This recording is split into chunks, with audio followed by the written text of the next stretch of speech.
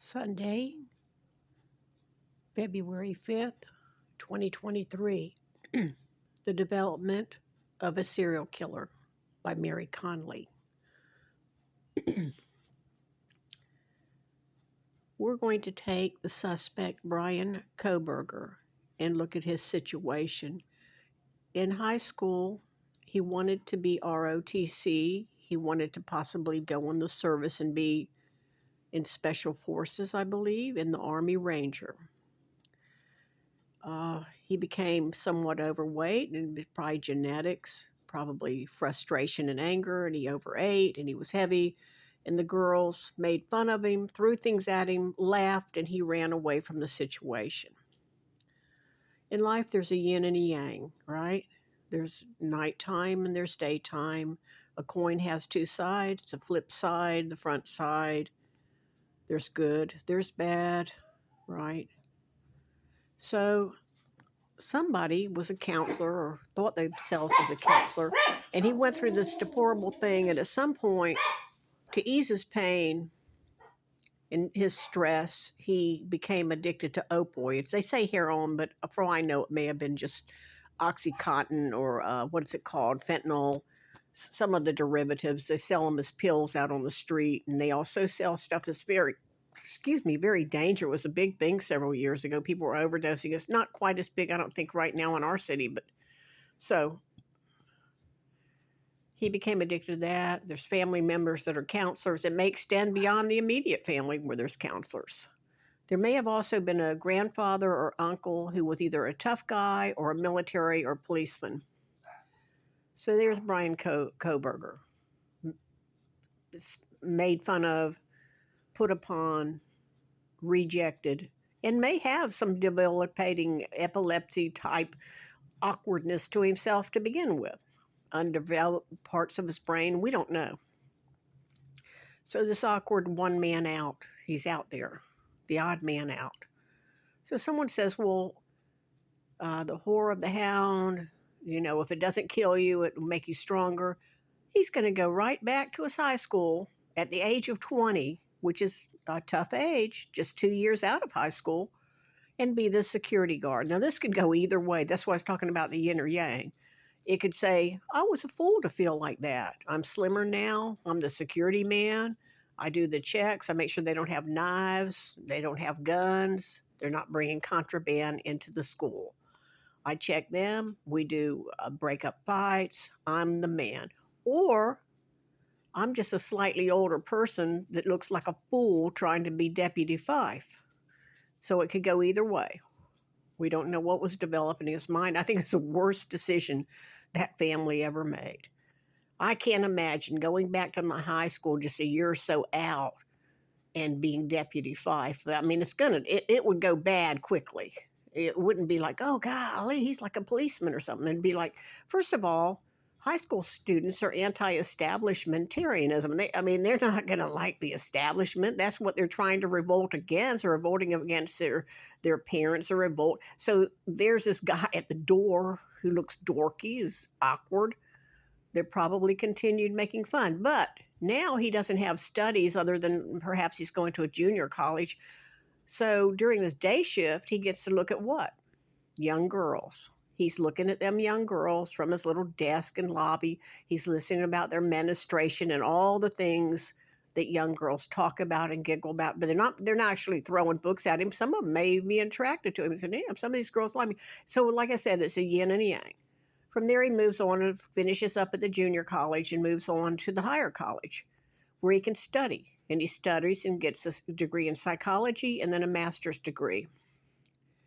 But the damage is done.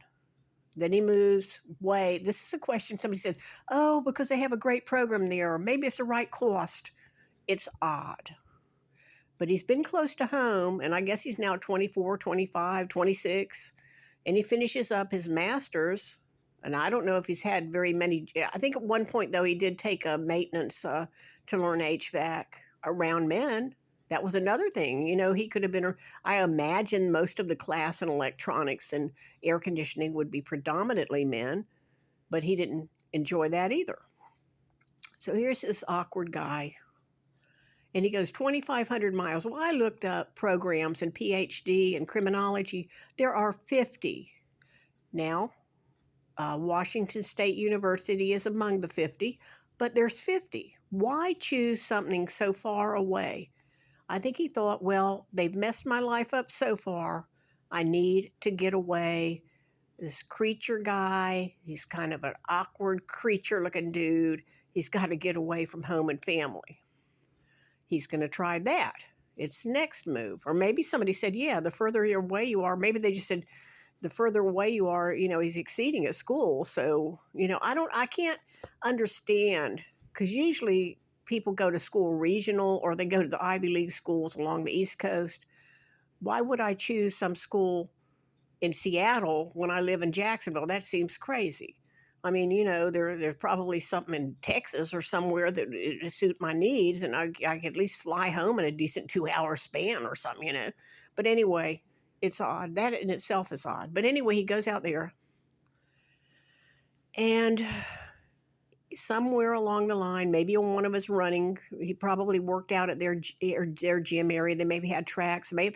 I've always heard the West has great, like Utah and Colorado and places of this nature have wonderful running trails. You could run all day and not have to worry about getting hit by a truck and stuff. There's runs through the farmland and that runs through the cornfields and stuff. Oh, you can go through here. It's a wonderful run. It's almost like Scotland or something. There's miles in it. Looks, So he may have been on a run. I don't know. Somehow he observed people having a party, wearing bathing suits, maybe wearing halter tops, shorty shorts, and he could see everything. Maybe he took a leak there, It's a hillside. There are some trees. Probably people walk their dog there. You have to watch out for poo. That's another thing. I just thought about that. If Jeremy and the people that walk their dogs, could it be possible he would have poo? This is far out, but if he had poo on his shoes, not Murphy's, but some dog in the neighborhood's poo inside there on his mats, on his floorboard or his shoes, then you could say, okay, that's Cocker Spaniel from King Road that they take down to the wooded area and let them go in the afternoons when they come home from work. So if he's got the King Road dog, any of the dogs, a French bulldog, anybody that walks their dog out there.